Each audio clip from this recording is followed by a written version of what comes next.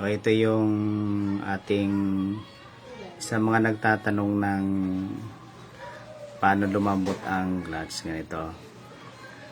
Yan yung original clutch. So, Honda to ha.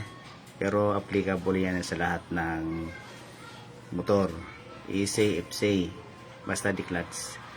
Gagawa kayo ng extension. Ayan o, ganyan o. Yan. Gagawa ka ng extension. Mga 1 inch ang gawin nyo para super lambot. Conforme.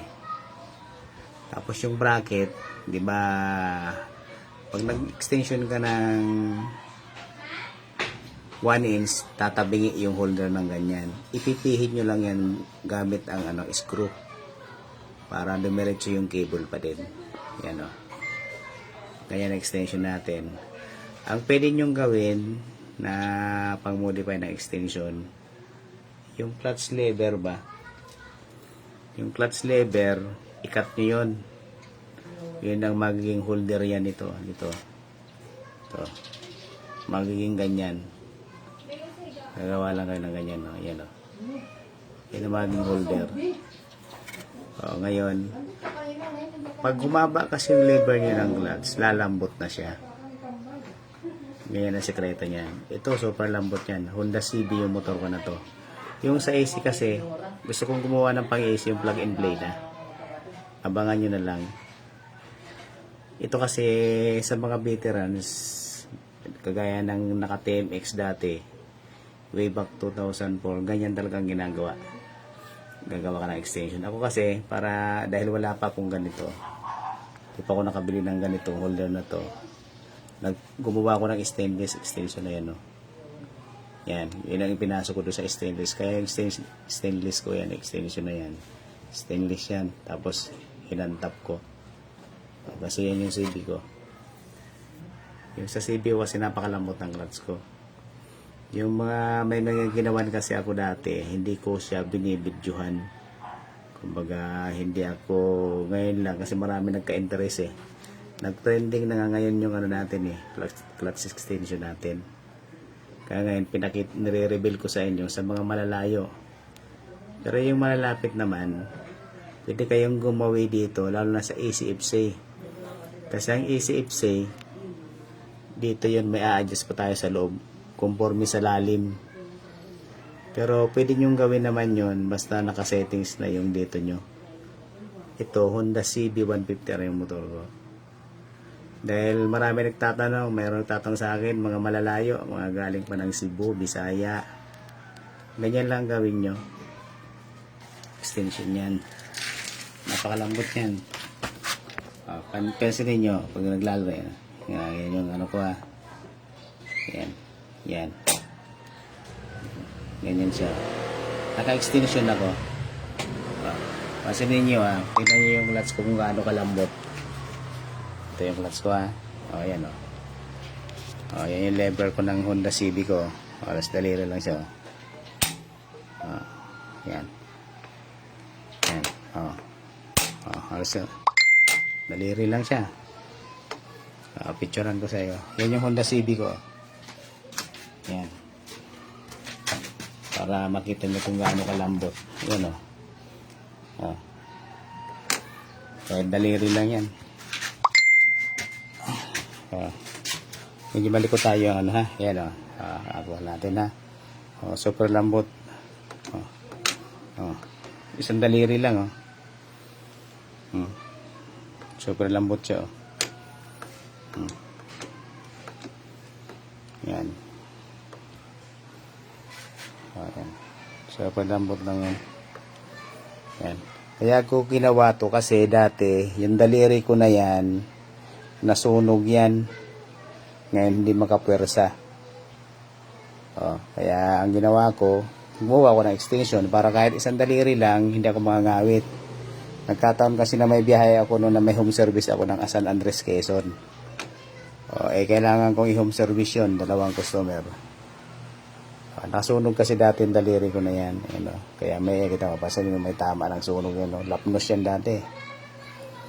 Kailangan ko ng extension, kaya kailangan kong palambutin. Sinampol ko na sa inyo yung sarili kong motor ha. Para at least kasi marami nagtatanong, hindi pa ako nakagawa ng plug and play. Ayan, isipin natin. O, sa lahat ng naka-clutch, Skygo, TMX, 125, lahat yun. Basta di clutch, pwede nyong i-apply yan, ha. Binabahagi ko na sa inyo. Kasi, yung malalayo lugar kasi medyo, siyempre, gusto nilang mapalambot. Kasi problema yan sa traffic. Yan ang ano yan. Matraffic dito sa Metro Manila, kaya kailangan nyo yan. O kaya sana yung mga ayaw maniwala dyan, subukan ninyo. Pero kung hindi nyo naman magawa ng paraan, soon gagawa ko ng plug and play. Isusuksok nyo na lang dito. Yan o, ipapadala ko sa inyo. Medyo bigyan nyo lang ako ng oras. Yan, isusuksok nyo na lang yan dito, ikabit yung cable, tapos na. Ganun yun. Sa AC naman, kasi may holder yung AC na ganito pinipihit lang yan, di ba? Pansinin nyo kasi, pag nag-extension kayo, haba. Tapos, siyempre, liliko yung ito. Ang gawin nyo, kuha lang kayo ng alin, o kaya screw, pihitin nyo to. Yung bracket, napipihit yan. Ito, natitingala din yan. Kaya, soon, gagawa tayo ng plug and play, ha? Pa-support na rin lang naman ng ano natin kasi kailangan niya ng mga kaibigan natin na araw-araw nasa kalsada, matraffic. Siyempre, ngawit ang kamay. Binabahagi ko sa inyo. Kasi sabi nga natin, kailangan may idea rin kayo. Yung iba kasi hindi masyadong sinishare. Sa ECFC, kung medyo halimbawa yung ECFC kasi, pag medyo pa-slide ang ano, ina-adjust yun dito sa loob. Kaya hanggat maaari, pag magpapagawa dito sa akin, isabay nyo. Change oil, tapos bubuksan natin do dito, i-adjust natin yung push rod dito. Ganun lang ha. Sinishare ko lang sa inyo kasi siyempre nag-trending kasi yung reels natin ng ano yung clutch extension. Tinag ko na nga si Tatay Ronnie doon kasi para mapatunayan sa inyo na napakalambot talaga. Kasi kada punta dito ng customer ko, tataka sila bakit daw malambot ng clutch ko. O edi sabi ko may sikreto yan. O ngayon marami nagka-interest kaya binabahagi ko na lang sa inyo ha.